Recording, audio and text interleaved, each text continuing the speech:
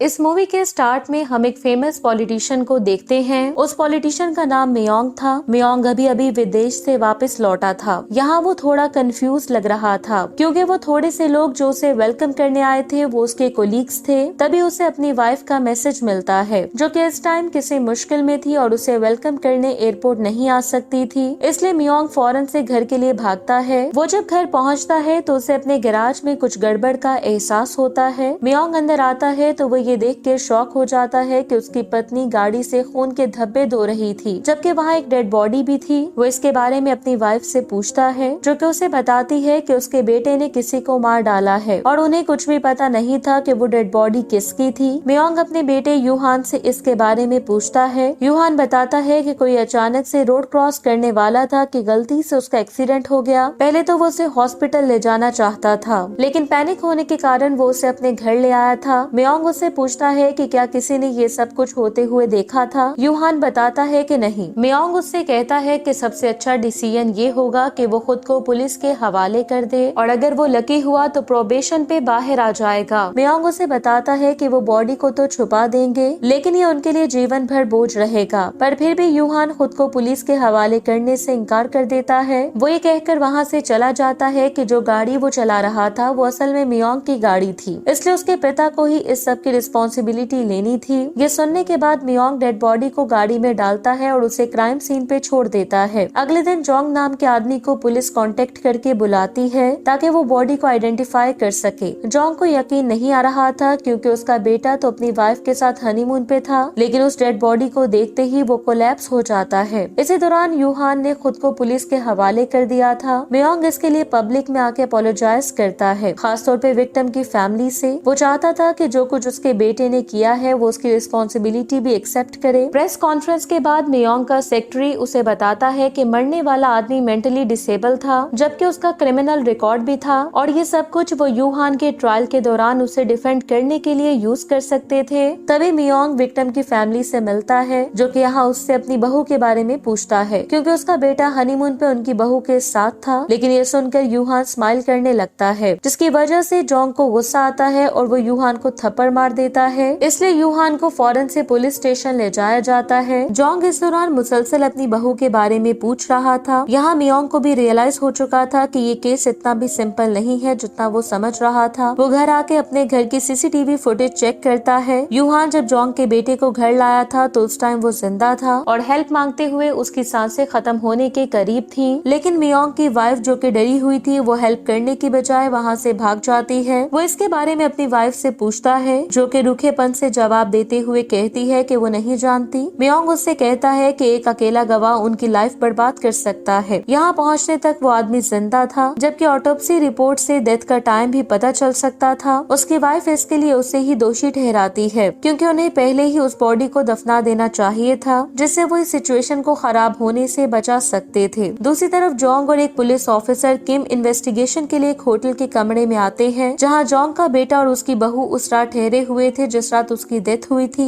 लेकिन पुलिस को इन्वेस्टिगेशन से पता चलता है कि सिर्फ एक ही आदमी ने वो कमरा किराए पर लिया था। किम यहाँ जोंग को एक्सप्लेन करता है कि बहुत से लोग इलीगल इमिग्रेशन के लिए शादी करते हैं और उनमें से ही एक उसकी बहू थी जो कि मैरिज सर्टिफिकेट लेने के बाद भाग गई थी और ये चीज इन दिनों काफी आम थी। जोंग इसके बाद एक प्रोस्टिट्यूशन प्लेस पे अपनी जानने वाली को मिलता है और जो कुछ हुआ था उसके लिए वो उसे ही दोषी ठहराता है। लेकिन वो लेडी उससे कहती है कि वो जोंग ही था जिसने अपने बेटे की शादी की थी, लेकिन अपनी बहू का मैरिज सर्टिफिकेट अपने पास रख लिया था और इसी वजह से उसकी बहू भाग गई थी क्योंकि उसे डर था कि कहीं उसे डिपोर्ट न कर दिया जाए। दूसरी तरफ मियोंग के सेक्रेटरी को एक रिकॉर्डिंग मिलती है जिससे ये बात साफ जाहिर थी कि जोंग की बहू रियोन हुआ क्राइम सीन से भाग रही थी। इधर जोंग अपने बेटे की डेड बॉडी के साथ बैठे हुए उससे माफी मांगता है और ये प्रॉमिस करता है कि वो अपनी बहू को जरूर ढूंढेगा और अपने पोते को भी जिसे रियोन हुआ जन्म देने वाली थी। नेक्स्ट सीन में हम देखते हैं कि जोंग इस केस के पीछे छुपी सच्चाई जानने की कोशिश कर रहा था, जिसमें किम उसकी हेल्प करता है और उन्हें उस गाड़ी की सीसीटीवी फुटेज मिल जाती है जो कि करीब से गुजर रही थी, जिससे उन्हें पता चलता है कि रियोन हुआ एक तंग रास्ते से माउंटेन्स की तरफ भाग रही थी। दूसरी तरफ मियोंग हेल्प के लिए किसी को कॉल कर रहा था, लेकिन तभी उसका सेक्रेटरी उसे बताता है कि कोई गवाह पुलिस के हाथ लग गया है। पुलिस स्टेशन में वो गवाह बताता है कि उसने तेज धमाके की आवाज सुनी थी और उसे यकीन था कि वो आवाज किसी को टक्कर लगने की थी, जबकि कुछ देर के बाद एक लड़की उस तरफ से भागती हुई आती है। किम उससे पूछता है कि आवाज सुनने के बाद क्या वो क्राइम सीन पे गया था, जिस पर वो गवाह कहता है कि नहीं। इसका मतलब ये था कि उसकी गवाही ठीक नहीं थी, लेकिन वो गवाह कहता है कि उसने एक और अजीब चीज नोटिस की थी। वो बताता है कि धमाके की आवाज के बाद उसने एक कार को वहाँ से दूर जाते हुए सुना और वो लड़की भागते हुए इतना ज्यादा डरी हुई थी जैसा कि कोई उसका पीछा कर रहा हो। लेकिन वो इस इंसिडेंट को ठीक तरह से नहीं देख पाया क्योंकि जंगल काफी घना था। लेकिन वो गवाह जोंग को देख के कहता है कि वो आदमी जो कि उस लड़की का पीछा कर रहा था वो यही था। इसलिए सीसीटीवी को फिर से एग्जामिन किया जाता है। जोंग अपनी बहू को देखता है जो कि भागते हुए पीछे मुड़ मुड़ के देख रही थी, जिसका मतलब ये था कि वो गवाह शायद ठीक कह रहा हो। इसलिए वो अपने बेटे की ऑटोप्सी करने की परमिशन दे देता है। वो गवाह मियोंग से भी मिलता है, इसलिए उसके पास भी अब वो जानकारी थी जिसके बारे में पुलिस अभी तक पता लगा पाई थी। मियोंग अब रियोन हुआ को ढूंढने के लिए किसी को हायर करता है ताकि पुलिस से पहले वो उस तक पहुंच सके, क्योंकि मियोंग पब्लिक के सामने अपने इमेज को बरकरार रखना चाहता था। जोंग जब घर आता है तो वो ये देख के हैरान हो जाता है कि मियोंग वहाँ पहले से ही मौजूद था, जो कि उसकी बहू की फोटो देखना चाहता था। जोंग उन्हें अपने बेटे की डेड बॉडी की फोटो दिखाता है और ऑटोप्सी से ये बात पता चली थी कि उसका बेटा एक्सीडेंट के 6 घंटे बाद भी जिंदा था। तभी ह्योंग की मदर सब कुछ एक्सप्लेन करने के बाद जोंग से कहती है कि अगर वो चाहे तो वो उसे कुछ पैसे दे सकते हैं, लेकिन जोंग की बहन कहती है कि उन्हें उनके पैसों की जरूरत नहीं है क्योंकि उन्हें काफी ज्यादा इंश्योरेंस मनी पहले ही मिल चुकी थी और वो सिर्फ अपने बेटे के लिए इंसाफ लेना चाहते थे। मियोंग अपनी मदर की बात पे उनसे अपोलोजाइज करता है, लेकिन जोंग उसकी बात को काटते हुए कहता है कि उसका बेटा मारा गया है और उसकी बहू जो कि इस इंसिडेंट की इकलौती गवाह थी वो पुरस्कार तौर पे लापता हो गई थी और मियोंग अगर अपनी पावर और पैसे को यूज करेगा तो वो रियोन हुआ को उससे पहले ढूंढ सकता था। इसलिए जोंग यहाँ ये धमकी देता है कि अगर रियोन हुआ की गुमशुदगी का ह्योंग से कोई लेना देना हुआ तो उसे इसके कई गुना ज्यादा कीमत चुकानी पड़ेगी, जिसके बाद वो उन्हें वहाँ से निकाल देता है। जोंग यहाँ अपनी बहन को बताता है कि रियोन हुआ इस टाइम प्रेग्नेंट है। उसकी बहन उसे बताती है कि रियोन हुआ की एक बड़ी बहन भी थी जो कि कुछ टाइम पहले कोरिया आई थी। इसी दौरान हम देखते हैं कि जोंग के घर से जाने से पहले मियोंग रियोन हुआ की फोटो ले लेता है। अगले दिन जोंग एक लॉयर के ऑफिस आता है जिसका नाम पार्क था। वो यहाँ जोंग को बताता है कि यूहान को शायद 5 साल की सजा हो जाए और अगर वो पीस डील करना चाहते हैं तो यूहान को प्रोबेशन पे छोड़ दिया जाएगा, लेकिन जोंग इस आइडिया को रिफ्यूज कर देता है। दूसरी तरफ चर्च में मियोंग के पास उसका सीनियर कुलीग आता है और मियोंग से कहता है कि इस केस की वजह से उसकी पॉपुलैरिटी और ज्यादा बढ़ गई है, इसलिए उसे गवर्नर की पोस्ट के लिए इलेक्शन लड़ना चाहिए, लेकिन उसके लिए उसे इस केस को जल्द से जल्द रिजॉल्व करना होगा। तभी मियोंग को एक मैसेज आता है कि उसे वो मिल गया है जिसके लिए उसने उसे कहा था। दूसरी तरफ जोंग रियोन हुआ की बहन से मिलने एक चिकन फार्म पे आता है जो कि उसे कहती है कि अगर उसकी बहन गायब हो गई है तो उसे इसकी कोई परवाह नहीं है, जिसके बाद वो उसे अपना चेहरा दिखाती है और ये सब कुछ उसकी बहन के कारण ही हुआ था, क्योंकि रियोन हुआ इस वजह से जेलस थी कि उसकी बहन को उससे पहले कोरियन पति मिला था। इसलिए वो जोंग को एडवाइस करती है कि वो रियोन हुआ को ढूंढना छोड़ दे क्योंकि वो किसी तरह से भी अच्छी लड़की नहीं थी। तभी अचानक से जोंग को मैसेज मिलता है जिसमें रियोन हुआ की फोटो थी। तभी उसे एक अननोन नंबर से कॉल आती है। वो आदमी जोंग को बताता है कि उसे उसका नंबर एक मिसिंग पर्सन वाले फ्लाइट से मिला है। उसे पता था कि रियोन हुआ कहाँ है, लेकिन इसके बदले वो उसे कुछ मुआवजे की डिमांड करता है। दूसरी तरफ मियोंग किसी का वेट कर रहा था। तभी हमें पता चलता है कि वो रियोन हुआ को देख रहा था जिसकी कंडीशन उस टाइम ठीक नहीं थी। दूसरी तरफ जोंग उस जगह पहुंच जाता है जहां उस कॉल करने वाले आदमी ने उसे बुलाया था, जो कि असल में एक मसाज पार्लर था जहां रियोन हुआ काम करती थी। लेकिन एक एम्प्लॉय उसे बताती है कि रियोन हुआ तो घर चली गई है क्योंकि उसकी कंडीशन ठीक नहीं थी, लेकिन असल में ह्योंग उसे बांध के एक गैस स्टेशन ले आया था जो कि मुसलसल उससे माफी मांग रही थी। साथ ही वो कहती है कि उसका उसे मारने का बिल्कुल भी इरादा नहीं था, जिसे वो ओ के नाम से बुला रही थी। लेकिन मियोंग चुप रहता है और उसके पैरों पे मारने के बाद उनमें कोई लिक्विड इंजेक्ट कर देता है। कुछ देर के बाद एक आदमी मियोंग की गाड़ी में आके बैठ जाता है और ये वही आदमी था जिसे ह्योंग ने रियोन हुआ को ढूंढने के लिए हायर किया था। वो यहाँ मियोंग से पूछता है कि उस जैसा पावरफुल और फेमस आदमी ऐसा काम कैसे कर सकता है। इसी दौरान वो रियोन हुआ को देखता है जो कि वहाँ से भागने की कोशिश कर रही थी। वो आदमी मियोंग से पूछता है कि उसने उसे फौरन क्यों नहीं मार डाला, जिसके बाद वो खुद को उसे मारने की ऑफर करता है। इसलिए ह्योंग उसकी ऑफर एक्सेप्ट कर लेता है, लेकिन जब वो अपना इक्विपमेंट निकालने लगता है तो ह्योंग उसे पीछे से हिट करता है जिससे वो वहीं मारा जाता है। मियोंग नहीं चाहता था कि किसी को भी इस बारे में पता चले, इसलिए वो हर उस शख्स को मारने के लिए तैयार था जो कि गवर्नर की कुर्सी तक पहुंचने के लिए उसके रास्ते में रुकावट था। दूसरी तरफ जोंग पुलिस वालों का हुजूम देखता है और हमें पता चलता है कि रियोन हुआ एक पुलिस वाले का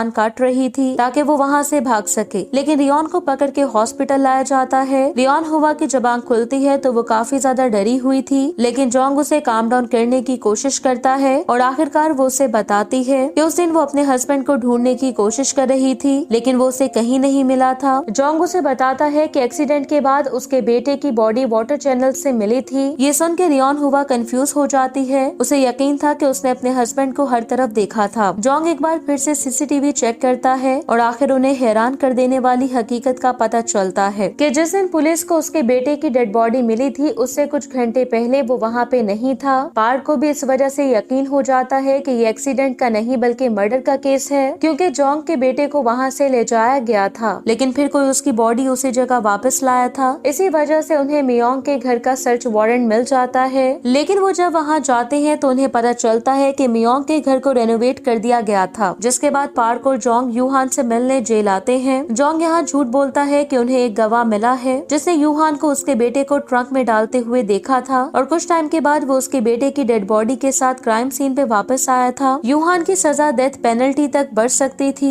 लेकिन अगर वो ईमानदारी से सब कुछ बता देगा तो हो सकता है कि उसकी सजा कम हो जाए। वो उससे पूछते हैं कि क्या उसने ये सब कुछ अकेले किया था या मियोंग ने इसमें उसकी हेल्प की थी, लेकिन यूहान चुप रहता है। तभी जोंग को ये न्यूज मिलती है कि रियोन हुआ को हिरासत में ले लिया गया था। कुछ ही देर में जोंग को याद आता है कि उसने रियोन हुआ को सू किया था ताकि पुलिस रियोन हुआ को ढूंढने में उसकी हेल्प कर सके। असल में रियोन हुआ एक इलीगल इमिग्रेंट थी, इसलिए जब वो गायब हुई थी तो पुलिस उसे ढूंढना नहीं चाहती थी, क्योंकि उनके सिस्टम में इलीगल इमिग्रेंट्स का कोई डेटा नहीं था जिन्हें ढूंढना पुलिस के लिए काफी ज्यादा मुश्किल था। लेकिन जब कोई किसी को सू करता है तो पुलिस के पास उसे ढूंढने में हेल्प करने के सिवा और कोई ऑप्शन नहीं होती। पर प्रॉब्लम ये थी कि रियोन हुआ को अब डिपोर्ट कर दिया जाएगा। जोंग इसके लिए रियोन हुआ से माफी मांगता है, क्योंकि उसके पास उसे ढूंढने का सिर्फ यही एक तरीका था। रियोन हुआ उसे बताती है कि कोरिया आने के लिए उसने चाइना में किसी को मार डाला था, इसलिए अगर उसे डिपोर्ट किया जाएगा तो चाइना में उसे हिरासत में ले लिया जाएगा। जोंग इसके लिए लॉयर से हेल्प मांगता है। लॉयर उसे बताता है कि रियोन हुआ के डिपोर्ट होने में अभी 2 वीक्स का टाइम बाकी है, लेकिन वो उसे यहाँ एक ज्यादा इम्पोर्टेंट बात बताता है कि यूहान अपना बर्डन कम करने के लिए उनसे कोऑपरेट करने के लिए तैयार था, उन झूठों के लिए जो कि उसने पहले बोले थे। वो उसे ये भी बताता है कि उसने मियोंग की गाड़ी को भी चेक कर लिया है, लेकिन उस पर खून के धब्बे नहीं मिले थे। और जिस दिन यूहान ने खुद को पुलिस के हवाले किया था उससे एक दिन पहले की इन्वेस्टिगेशन से उसे पता चला था कि यूहान की BMW डिस्ट्रॉय हो गई थी, जबकि यूहान की गवाही से पता चलता है कि जिस कार से उसका एक्सीडेंट हुआ था वो उसकी मदर की कार थी, जिसका मतलब ये था कि उन्होंने एविडेंस को छुपाया था। वो जोंग को ये भी बताता है कि जोंग से पहले किसी ओ नाम के बंदे ने भी रियोन हुआ को सू किया था। दूसरी तरफ मियोंग देखता है कि यूहान रिस्पॉन्ड नहीं कर रहा था, लेकिन ऐसा लग रहा था कि मियोंग जानबूझ के ऐसा होने दे रहा था जैसा कि वो चाहता हो कि उसका बेटा मारा जाए। लेकिन तभी हमें पता चलता है कि ये तो सिर्फ एक भयानक सपना था। दूसरी तरफ जोंग ओ के घर पहुंच जाता है जिसने रियोन हुआ को पहले सू किया था, लेकिन अब क्योंकि वो वहाँ नहीं था इसलिए जोंग को क्लू ढूंढने के लिए एक पड़ोसी से बात करता है। वो पड़ोसी उसे बताता है कि वो इलीगल इमिग्रेंट से शादी करता था, लेकिन इस बार जब शादी को फौरन रजिस्टर नहीं करवाया गया तो उसकी पत्नी भाग गई थी, क्योंकि उसे डर था कि कहीं उसे डिपोर्ट न कर दिया जाए। और ओ की पत्नी के जाने के कुछ दिन बाद ही उसकी पूरी स्टार तरीके से डेथ हो गई थी। जोंग जब ओ की फोटो देखता है तो उसे वही डेड बॉडी याद आती है जो कि उसने मुर्दा खाने में अपने बेटे से पहले देखी थी। तभी उसे याद आता है कि रियोन हुआ की बहन ने उसे क्या बताया था कि रियोन हुआ कोई अच्छी लड़की नहीं थी। वो रियोन हुआ की बहन को कॉल करने की कोशिश करता है, लेकिन कोई भी उसकी कॉल पिक नहीं करता। अगले दिन जोंग मियोंग से मिलता है और कहता है कि वो उसके साथ इस इशू को सेटल करना चाहता है, लेकिन इसके लिए उसकी एक कंडीशन थी। जोंग चाहता था कि हियोंग अपने स्टेटस को यूज करते हुए रियोन हुआ की डिपोर्टेशन को कैंसिल करवाए। कुछ टाइम के बाद पार्क रियोन हुआ के पास आके बताता है कि उसे डिपोर्ट नहीं किया जाएगा। कुछ दिन के बाद जब गवर्नर के इलेक्शंस होते हैं तो मियोंग जोंग को पब्लिक के सामने स्पीच देने के लिए बुलाता है। जोंग यहाँ बताता है कि उसने मियोंग की ईमानदारी को देखा तो उसे माफ करने का फैसला किया था। वो मियोंग को गवर्नर के इलेक्शन में पूरी तरह से सपोर्ट करने की अनाउंसमेंट करता है। उसी दोपहर रियोन हुआ को जेल से रिहा कर दिया जाता है। जोंग उसे लेने आता है और उसे उसका मैरिज सर्टिफिकेट भी दे देता है, जिसकी वजह से वो काफी ज्यादा खुश हो जाती है। उसी रात रियोन हुआ को मियोंग के फैमिली डिनर के लिए इनवाइट किया जाता है। रियोन हुआ कहती है कि मियोंग का परफ्यूम उसे फेमिलियर लग रहा है, जिसके बाद मियोंग और जोंग उन्हें गुड बाय कहकर अपने सपोर्टर्स के साथ फोटो खिंचवाने जाते हैं। रियोन हुआ जब अकेली थी तो हियोंग की मदर मुसलसल उसे ऑफेंड कर रही थी,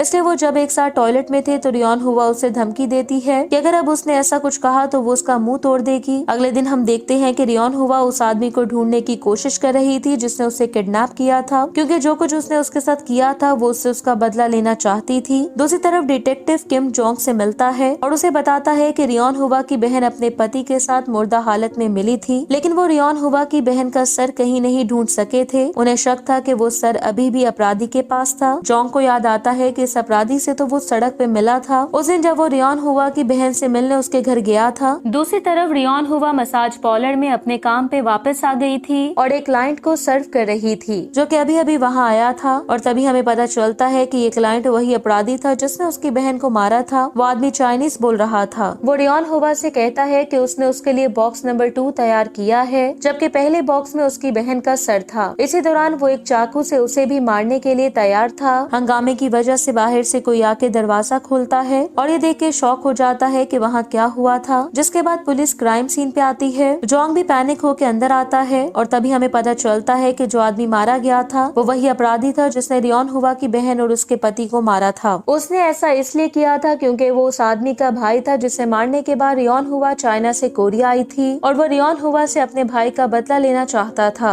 जोंग रियोन हुआ को ढूंढने की कोशिश करता है और तभी जोंग को रियलाइज होता है कि रियोन हुआ का मिसकैरेज हुआ है। जोंग जब घर जाता है तो उसे वहाँ रियोन हुआ मिलती है। रियोन हुआ आखिरकार सारी बात बता देती है कि जो बच्चा उसके पेट में था वो जोंग का पोता नहीं था बल्कि वो ओ का बेटा था। तभी हमें पता चलता है कि जोंग भी इसके बारे में लंबे अरसे से जानता था, क्योंकि उसे पता था कि उसका बेटा मेंटली डिसेबल था, जबकि उसके प्राइवेट पार्ट से ब्लीडिंग होती रहती थी जिसकी वजह से उसे काफी ज्यादा पेन होती थी और डॉक्टर्स के हिसाब से वो कभी बाप नहीं बन सकता था। उसी रात जोंग एक स्टैचू पे बमबारी करता है जिससे स्टैचू का सर नीचे गिर जाता है। जोंग को फौरन से अरेस्ट कर लिया जाता है और ये न्यूज हर तरफ ट्रेंड करने लगती है। इस चीज का असर लोगों की मियोंग के लिए सपोर्ट पर भी पड़ता है, क्योंकि जोंग मियोंग की कैंपेन लीड कर रहा था। उसी टाइम मियोंग की वाइफ उसे कॉल करके बताती है कि रियोन हुआ उसके घर पर है। मियोंग फौरन से अपने घर पहुंच जाता है। वो जब अंदर आता है तो उसकी मदर मारी जा चुकी थी जबकि उसकी वाइफ बंदी हुई थी। रियोन हुआ उसे मिस्टर किडनैपर कहकर बुलाती है क्योंकि उसने उसे उसके परफ्यूम से पहचान लिया था, जिसका मतलब ये था कि उसी ने ही रियोन हुआ को किडनैप किया था। रियोन हुआ गैस चालू करती है और आग लगा देती है। जेल में लॉयर जोंग से पूछता है कि क्या उसने ये सब कुछ अपने बेटे का बदला लेने के लिए जानबूझ के किया है